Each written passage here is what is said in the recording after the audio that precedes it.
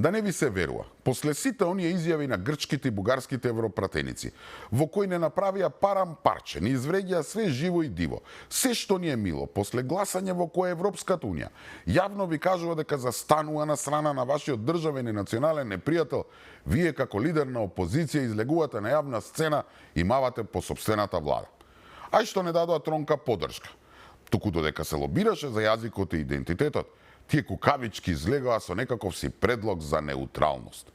Само како споредба, додека бугарите беа во паника дека ќе помине на вековен македонски јазик и идентитет, дали видовте или слушнавте некој од нив да работи против својата држава? Не.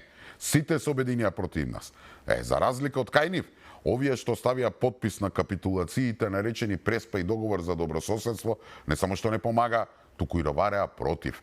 Демек они биле конструктивните. Замислете, поишто ја обвинија владата дека го злоупотребила идентитетот за политички поени. Како го направила тоа? Со тоа што побарило бираше тие да стојат во еден официјален документ на Европската унија? Со тоа што успеа целосно да ја демаскира Бугарија и на виделина да извади нивната вистинска цел? Со тоа што успеа да го разоткрие лицемерието на Европската унија во однос на Македонија и македонскиот народ? Па немојте ви се молам. Најсмешно од се е кога СДСМ зборува дека оваа влада ги нарушила меѓународните позиции на Македонија, што ги наследило од нив. Што наследи? Па само подсетете се на она славно интервју на Заев за БГНЕС, во кое Гоце го прогласи за бугар, во кое фашистите ги нарече администратори и во кое кажа дека си имаме заедничка историја. Како досега СДСМ не ја научи лекцијата, дека со виткање кичма, дека со кодошење на собствената држава и народ не се добива ништо.